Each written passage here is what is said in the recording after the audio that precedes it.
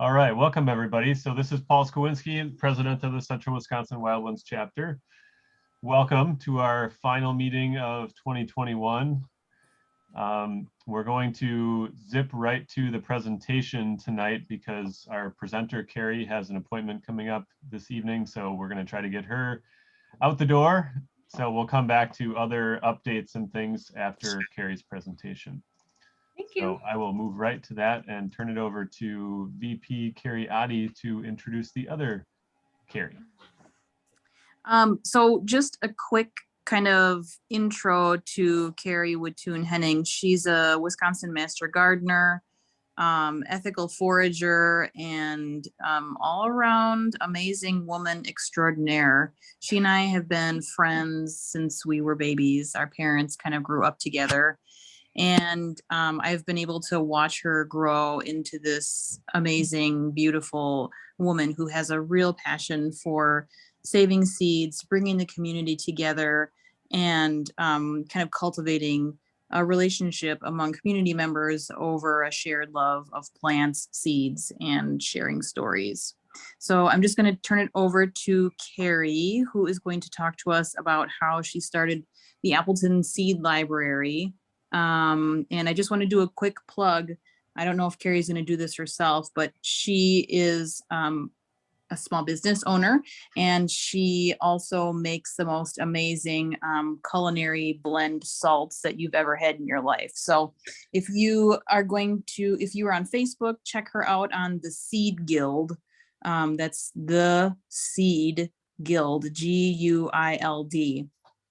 And she posts lots of recipes on there and information about plants and foraging. And she also sells some of her wares on there as well, I believe. So check her out.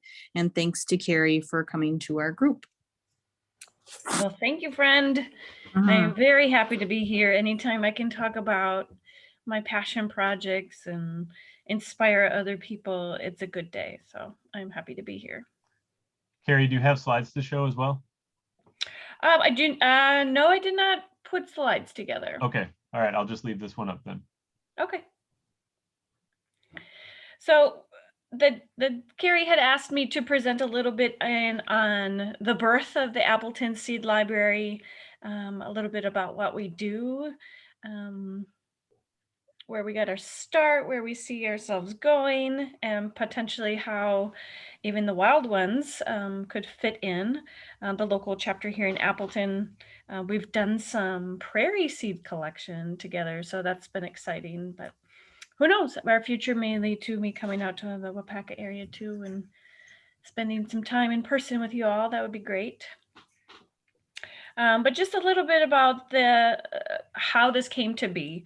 If you've never experienced or seen a seed library, the nature of them are that it's a community space, usually housed in a public library that you can go into, and there's either containers or drawers, or in the case of the Appleton Seed Library, we've upcycled one of the old Dewey Decimal System beautiful card catalogs. So patrons, whenever the library is open here in Appleton, have access to the seed library. So blending the thought behind seeds as something that should be kept in the commons and shared amongst community, as it's traditionally always been, was a great heartbeat behind this project. When I launched it in 2016, I kind of had just become privy to the term seed library just within that past year. I just remember the winter very distinctly. It was a long, cold 2015 winter, and the seed catalogs were coming in.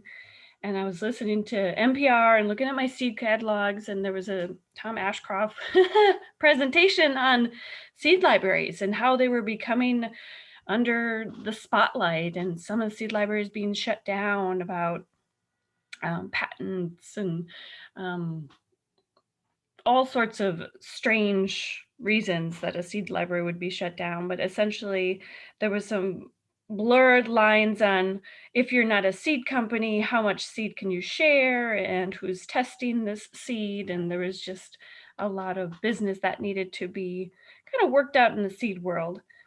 But not to get into the politics of all of it, that particular NPR session really inspired me. I was totaling up my seed packets that I had anticipated to grow that season. And if you're a gardener or a starter of seeds and it can add up pretty quickly. So I took, that number with the thought of, oh my goodness, yes, what a wonderful idea. Like, why shouldn't we be sharing seeds as a community? And I looked up if there was a seed library near me that I could go and experience and see what it was all about. And it just so happened there was one that I found in Waupaca. So I am not certain. Do y'all know if there's still a little seed library there at the Waupaca County Public Library? Not that I'm aware of. As a group, we get together and do a seed exchange in every October and November. But the Waupaca County, or at least the library in Waupaca, the city does not have a seed library. Oh, okay. Well, at one point they did. So once upon a time, there's a library, and I don't know if she's still there either, Bridged, who runs Gravel Road Farm as well, had started this really lovely little humble seed library. So I got her on the phone or email, I don't remember, but I went out to Waupaca and I experienced her little library and was really just affirmed, which was a pivotal point in my, should I make a seed library? Should I put effort towards this? So it was a pivotal moment speaking with another passionate gardener, understander of growth cycles and the importance of keeping seeds in the commons hands.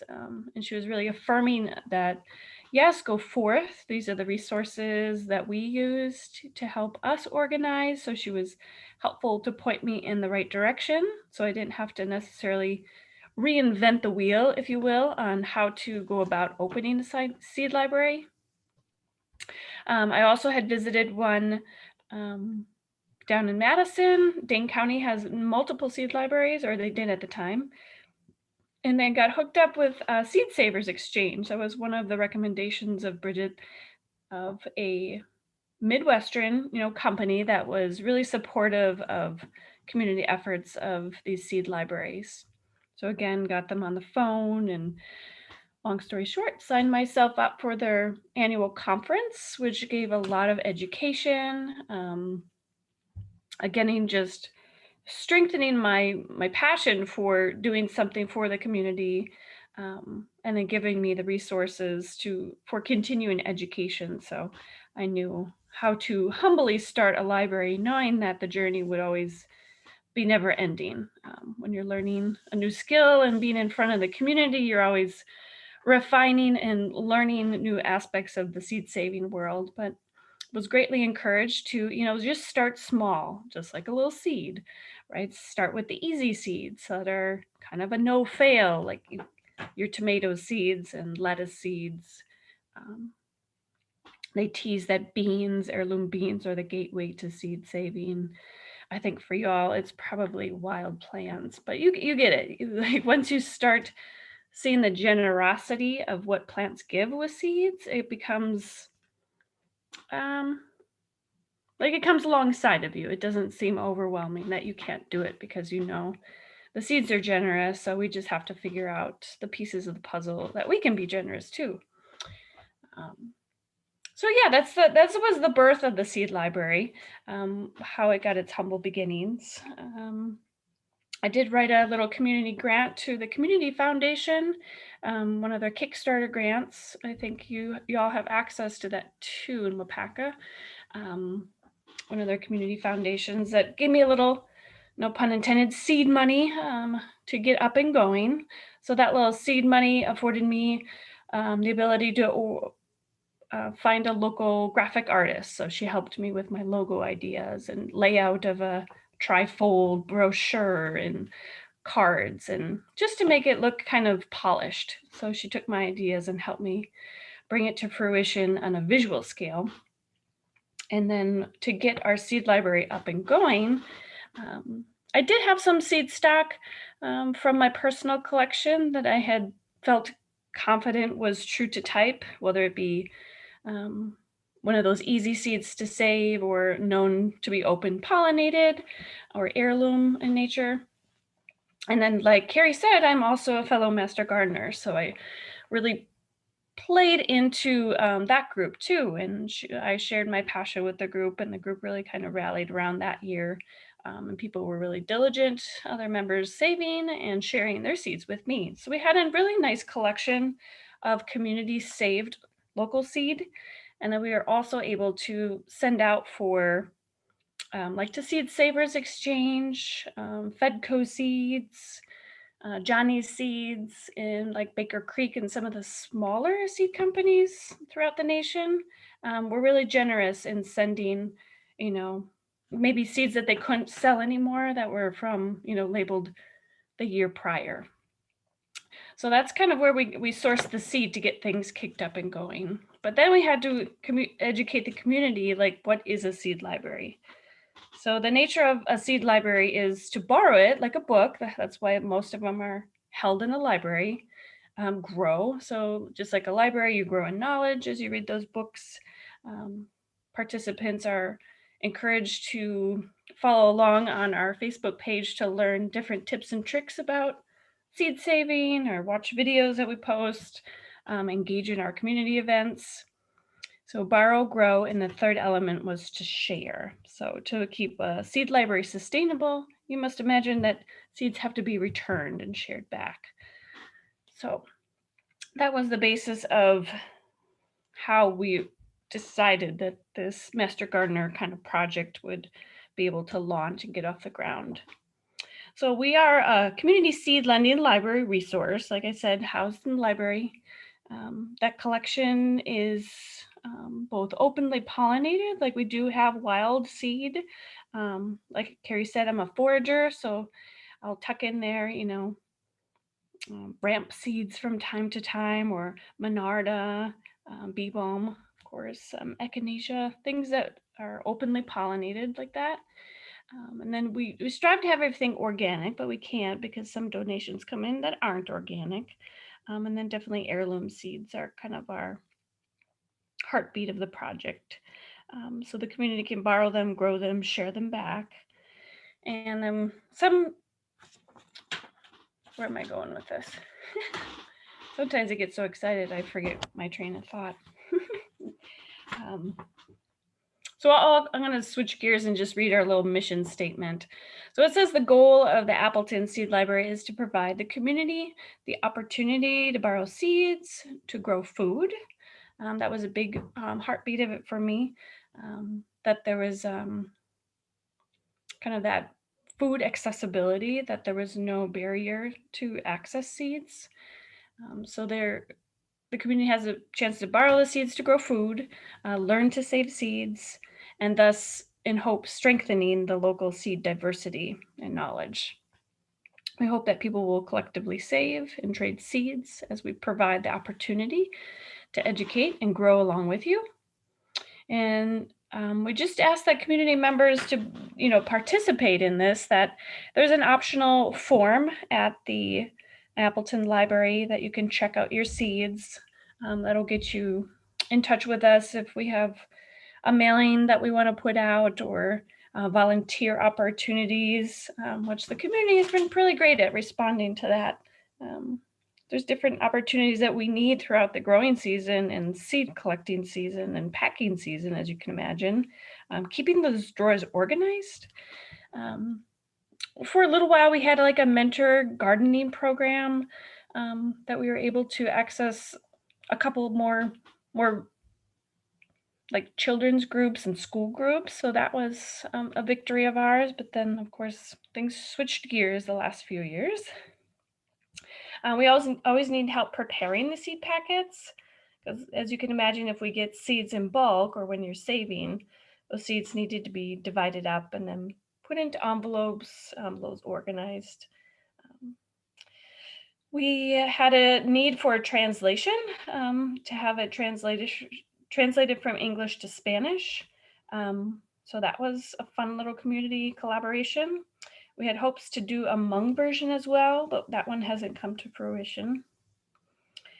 There's a couple other master gardeners that will come alongside and teach classes or, help with, this is a sanctioned project, so they can get hours helping with any of the needs, fundraising, and then they themselves can sign up. Anybody can sign up to be one of our, what's called a seed steward.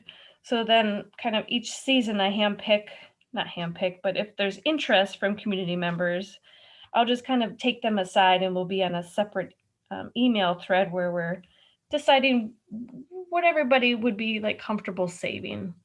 Maybe one variety, maybe 4 varieties. So that's a way around how we've decided to stay sustainable, because the borrow, grow, share, the share element has been the weakest link in our little seed library. So with any good story, there's a little bit of bad news. And that was our return rate on seed on a community level was probably about 5%. So as you can see, that's not very sustainable. So as we grew, we had to find creative ways to keep local seed coming in and kind of nourishing different elements of the community. So I am open for questions. I'm sure I left a few things out that maybe you've been swirling around. Does anybody currently save? Well, Kari, you said you do a little seed swap as members. Is it mainly like wild plants?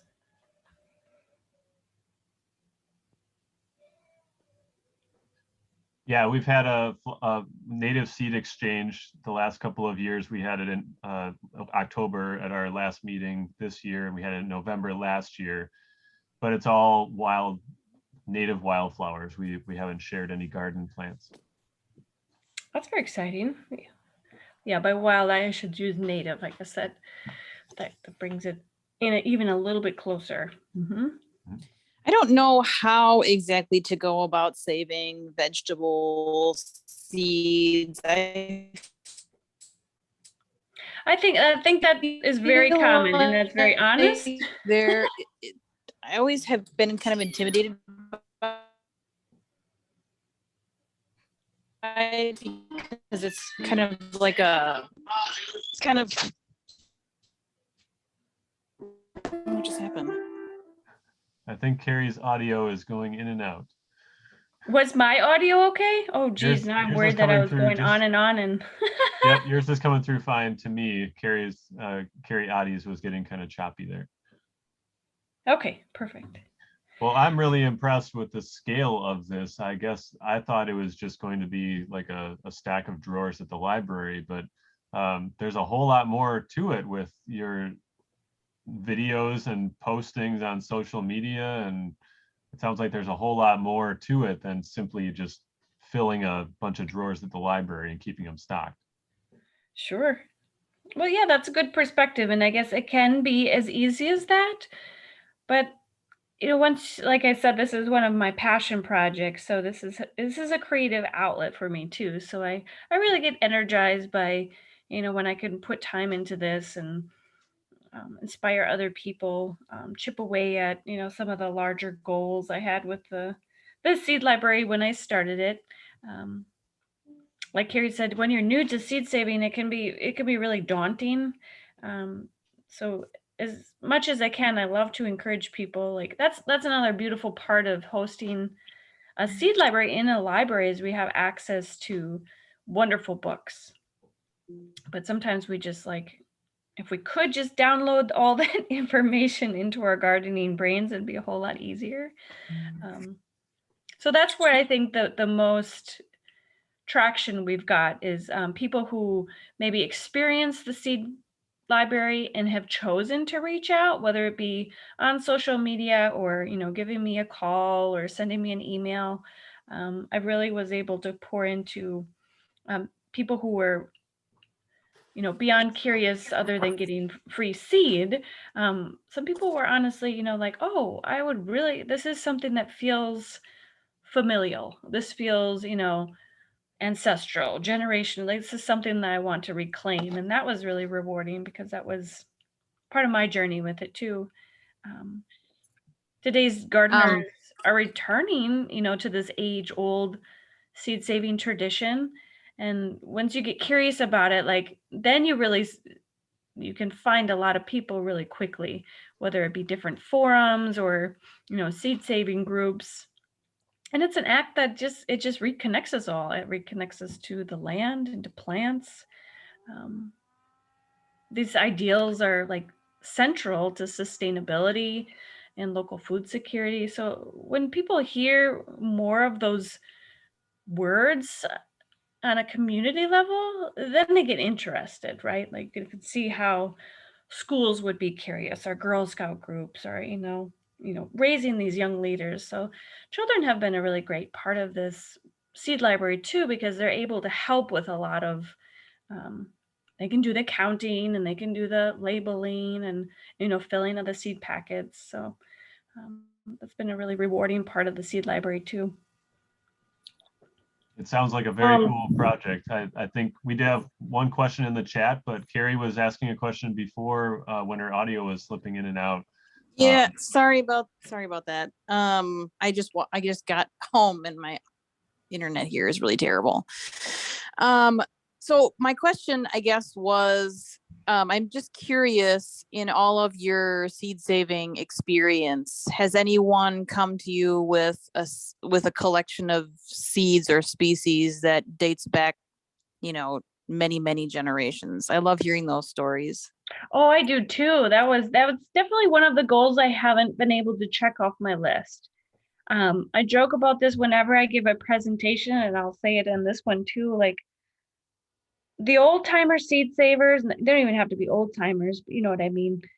Anybody who's probably doing the art of seed saving are not going to be the people on social media. They're not going to be waiting for, to share their knowledge. They're humble people, tucked away, just doing the good work.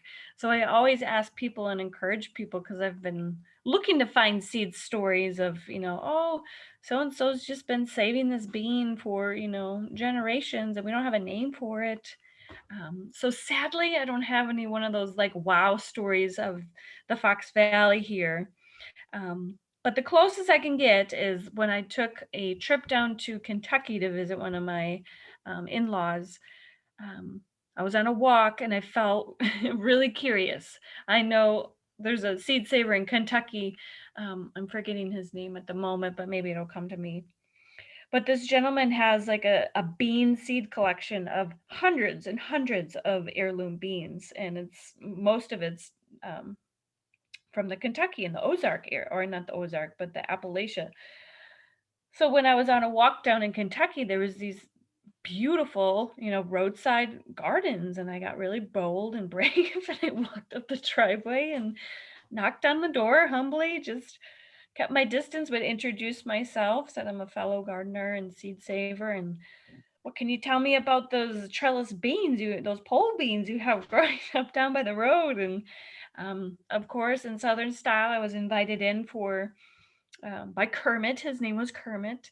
And he told me all about those beans, and he doesn't know where the beans came from. His family has just been growing them for the last 50 years.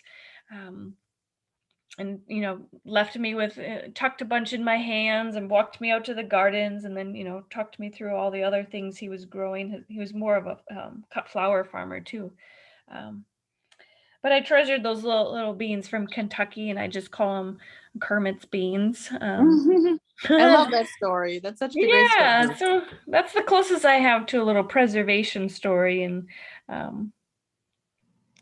so I have a nice collection of Kermit's beans that I'll be growing out again next season, and growing in numbers so I can continue to share Kermit's beans here in the Midwest.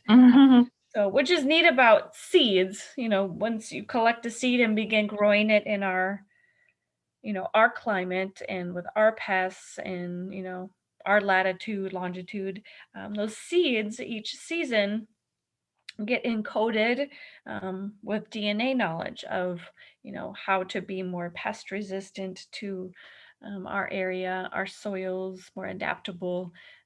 And that's the true beauty of, and the why behind, one of the whys behind, why do we save, what's the big deal?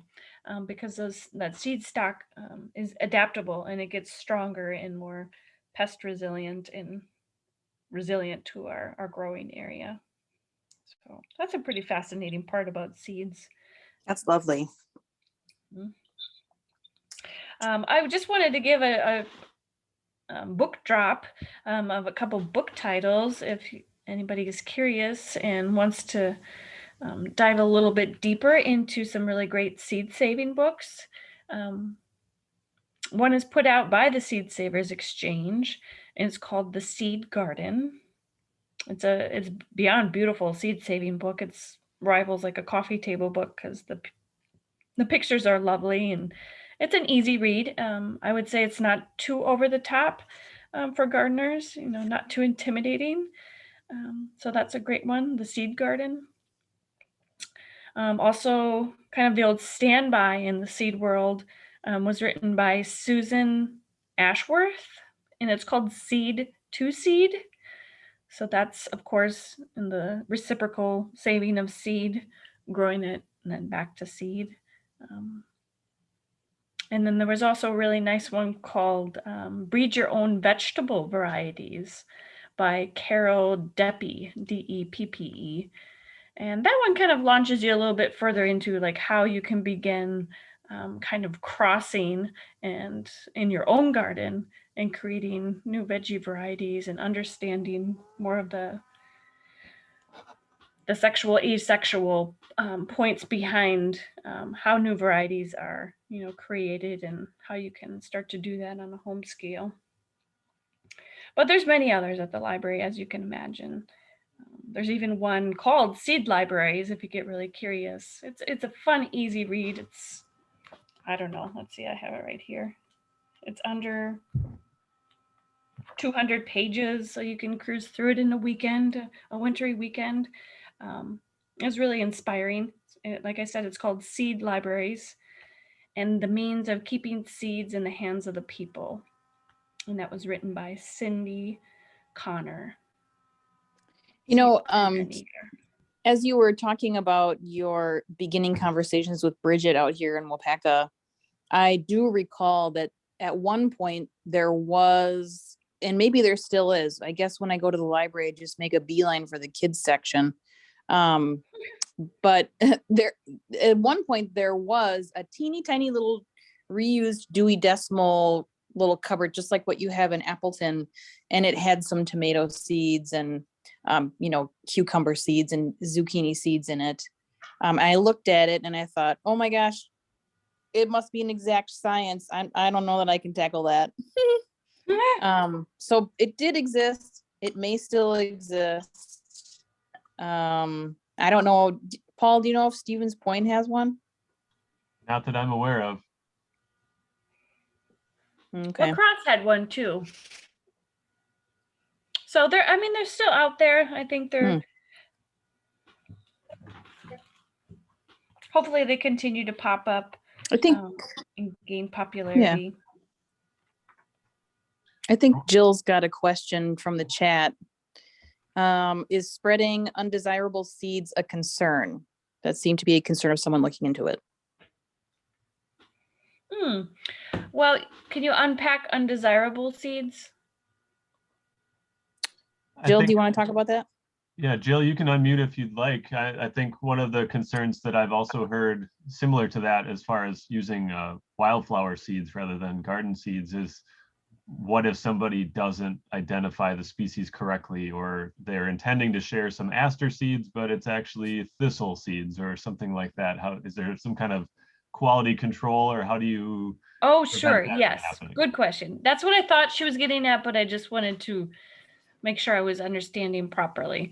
And so maybe Jill did unmute. So Jill, if you have something else to say, correct me. Yeah, the Stevens Point Library or Portage County Library was looking at that as an idea, but that was kind of what the people in charge were kind of concerned about, spreading invasive species. So I I wasn't aware of that. I don't know what extent that conversation, what that entailed, but I just thought I'd ask if that is a concern. Oh, sure.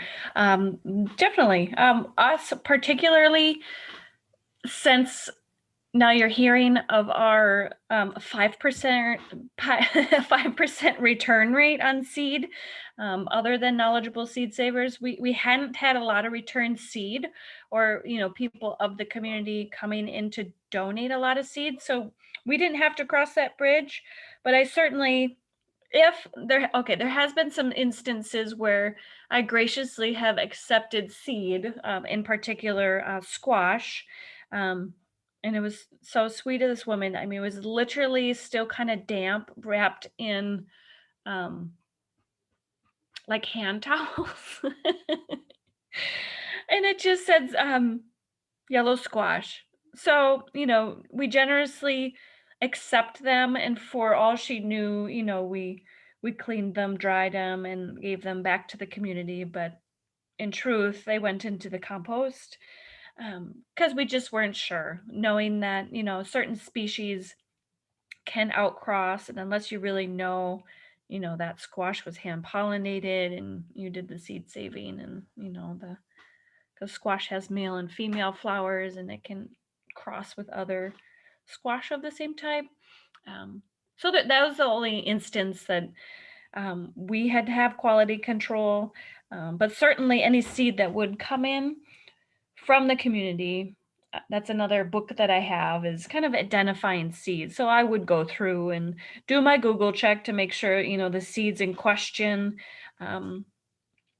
are indeed what they are. I have a great mentor who is a former DNR naturalist. So if ever I have a native seed question, if it's right or off, I always take a picture of the flower head usually and the seed, and have him help confirm with me, or he'll lead prairie walks with me, and he'll go and flag the plants with the Latin names, so we know we're getting the right ones when we do the native ones. But that's a great concern.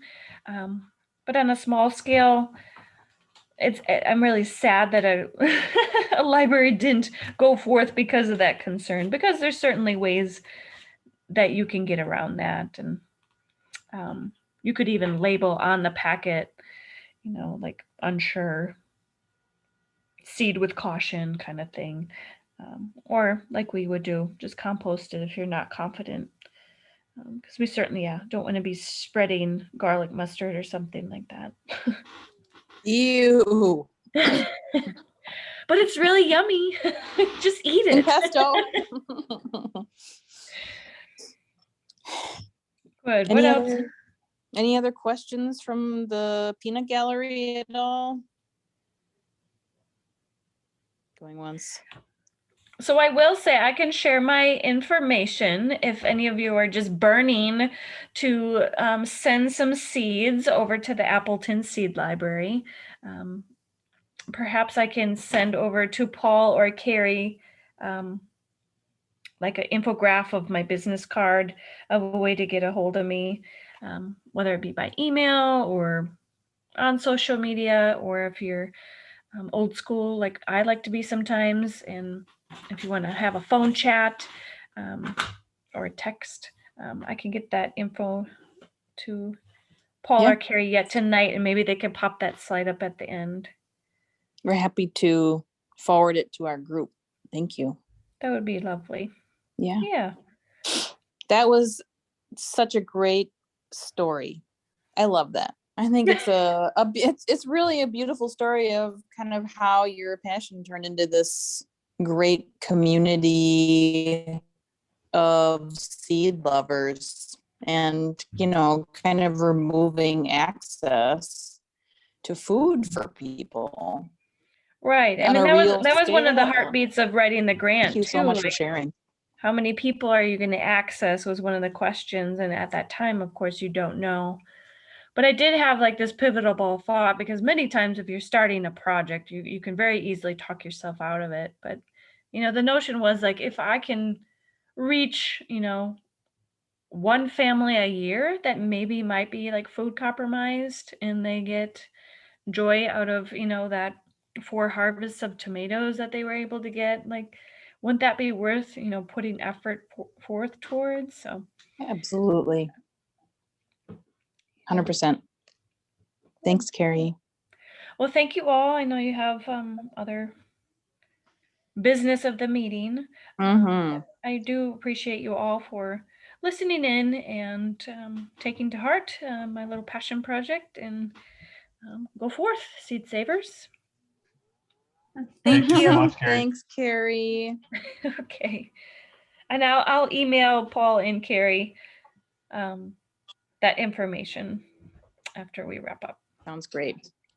Thank you so much. Thank you as well. Have a great night, Take y'all. care. You too. Bye-bye. Bye-bye. All right, so we will continue with our meeting with some updates. So going back to the beginning now, this is our final meeting of 2021. So we consider our winter sort of a dormancy period, just like the flowers that we all love. Normally, the first thing that happens in the following year is the plant sale in February. So I'm happy to continue taking that on, even though I am not going to be president anymore in 2022. I'm happy to continue coordinating the plant sale. So I expect that orders will still be in February, and then plant pickup would be in mid-May as it has been before. And then as far as spring meetings and activities, stay tuned for updates on that. The new board will be figuring out how things are going to work in the springtime. So I can't say right now exactly what will be happening in the spring. I wanted to give a few updates about some projects that we've done and updated the last year or so. So the Patch Street Garden, this is one that's been in place for a long time, more than a decade, in Stevens Point. And some of you helped with crown vetch removal a couple of years ago. We did it by hand. And those areas we planted plugs into to try to return it back to more of a native prairie habitat.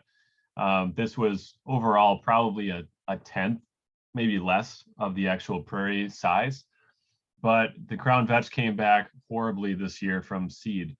And unfortunately, it crowded out a lot of the plugs that we had just put in.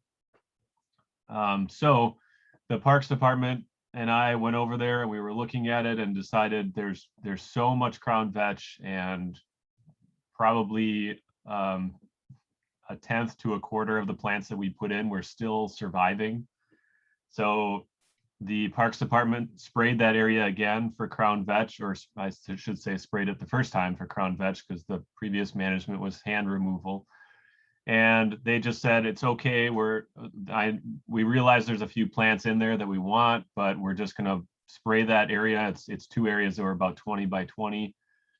And the Parks Department would pay for new plugs to cover those entire areas once the crown vetch is gone. So they're assuming that they're gonna have to spray it again in the spring, maybe again in the summer or the fall next year. And once it looks like it's all gone, then we will put more plugs into it. But the amount of hand removal time that it would take to continuously pull these things out and keep on top of them all the time as they're resprouting from seed would just be sort of prohibitive. So so that's the story on that garden. It is a really nice site. If you haven't seen it, it's probably 300 feet long, maybe 250, something like that, about 20 feet deep from the road to the sidewalk.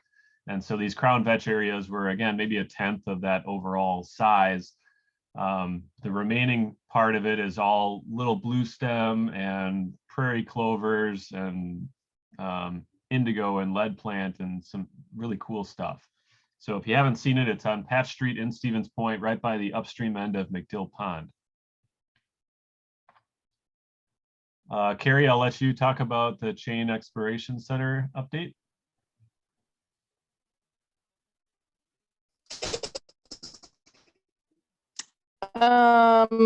So we, in 2021, we were in, I believe it was the extra plans to fill in some of the holes from our planting last year. A lot of it was anise hyssop because we hardly had any of that. And some of the grasses, Beb sedge, I think, was one of them that we added as well. And the garden drew a lot of attention from the community, from the parents, the teachers, the school administration.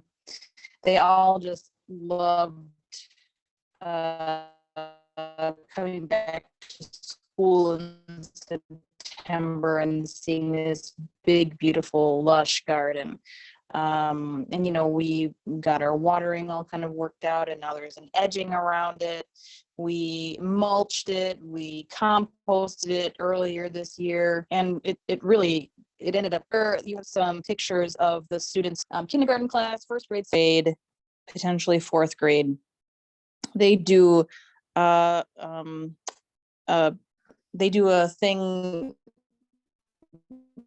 like at the beginning of the year or a lesson at the beginning of the year on the cycle of a caterpillar into a butterfly. And so they were able to find some monarch caterpillars out in the garden and release them. It was a really great lesson. The kids had lots of fun. The teachers told me that the kids loved, just being in the garden and, looking for the caterpillars and watching them every day in their chrysalis. Right now, of course, everything is brown, but very tall, and the seeds are all there. So I'll look forward to going in there in the spring and doing some trimming and see what comes up next year. Great, thanks, Kari. We had a little trouble with your audio at times there, but we got everything that you were saying. I'm curious about the caterpillars. Did they bring them into the classroom and raise them inside? They did. I'm sorry that you didn't hear me, but yes, they brought them inside the classroom and then raised them and then released them at the end of their life cycle. Okay, cool. Cool. Thank you for the update, Kari. Yep. All right. Also near Wapaka in Amherst Junction, the Camp Glacier Hollow garden came up really well this year. This is a picture from last year when it first went in. So the plugs are all pretty small. And a local resident and member of the Kiwanis Club donated the flagstone border for this garden. So we have that in place in the picture. That was a smothered site, so we left a tarp down for, I think, about 6 weeks before we planted. And this is a picture that the landowner who donated those stones took in August of this year. So you can see things grew up really well. The coneflowers are blooming. Things looked really quite good over there. We did weed it once in the spring. I think it was maybe late May. And weeding was not a big deal. There were 4 of us there, and it probably took about an hour for the 4 of us to weed the whole thing. So no big deal there.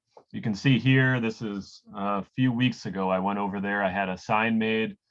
So this is very similar to the sign I made for Piffner, if you've seen that garden. So it's got a lot of the same information, a lot of the same species, because we use the same species in the 2 shoreline gardens. But now they have a nice, attractive sign that is right along the entryway for the cabins at the camp. And behind it, you can see a lot of liatris in seed. There's the purple coneflowers blooming. Almost every species we put in last year did bloom this year. So butterfly weed and nodding onion and cardinal flowers, asters, everything was blooming this year. The new director that took the position this summer said that it was just wonderful. The first week he spent at the camp, he was just admiring all the different colors in the garden along the lake shore. So it sounds like it went really well. I didn't actually get to see it personally in the summer. I just got to see it in the fall as I brought that sign over. But it looks like and sounds like it went very well. And then the Piffner garden, this again went in this May, and it's doing well. We've heard comments from the Parks Department and from the community. People have posted great comments on the Parks Department or the city's Facebook page. I have not heard a single negative comment. I was expecting at some point somebody would say something that they didn't like about it, but to this point, everybody's been very pleased with this garden. It is primarily a shoreline restoration and stabilization type garden for erosion control, but obviously provides a lot of habitat for insects, pollinators, other wildlife in there too. Lots of you helped with this garden, so thanks so much for weeding it with me and putting these plugs in. The plan for this garden is just to continue weeding it. We don't have any need to add anything to it unless in the spring there are holes in the garden that we need to fill in with something else, but it filled in very well on its own. And we did mulch over any bare spots. We expect that the plants will spread and become larger next year, so we probably won't have to do a whole lot of any augmentation of new plants, just maintenance as far as some weeding goes in the early season. And there's a nice sign there as well. If you haven't seen this garden, this is at the north end of Piffner Park, just before you get into Buchholz Park in downtown Stevens Point. All right, and then we're going to get to our board election. So it won't really be elections because no position had more than one person apply as a candidate for the position. So this is what the table looks like as far as 2021 current officers, and then 2022, Amberly Schwartz is interested in being president, and then Jill Zier is interested in being secretary, and Karen Blaha will continue as the webmaster. So if you are interested or know someone in the group that may be interested in the vice president position or the treasurer position, please let us know. Kari and I will be continuing with the president, vice president, treasurer, secretary roles until the end of the calendar year. And then we're happy to help transition to the new board into 2022. So you won't be on your own. We'll help you figure things out. And again, I'll coordinate the plant sale in the spring and things like that. But we would really appreciate it if others would step up to be interested in those VP and treasurer roles. It is definitely challenging to do it all with two people, so it would be really nice to have a fourth and a fifth position there filled, so that there's really a team of 5 people on the board. And that was the last thing. Originally, we were going to transition from this to the presentation, but that's the last slide that I have. Are there any questions about the board positions or anything else?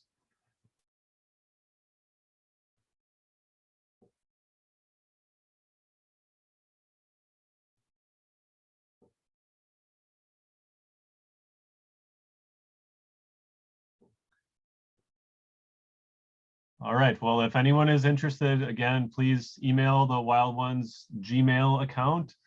Kari and I check that, and we'd be happy to work with anybody who would like more information on any of the board positions or is interested in serving next year. With that, keep looking at your emails for information on the plant sale and spring meetings coming up, and have a great winter. Thanks, Paul. Thanks, Paul. Bye, everyone. Thanks, Paul. Thank you. Yeah. Thank you. Thanks for joining us. Paul. Bye.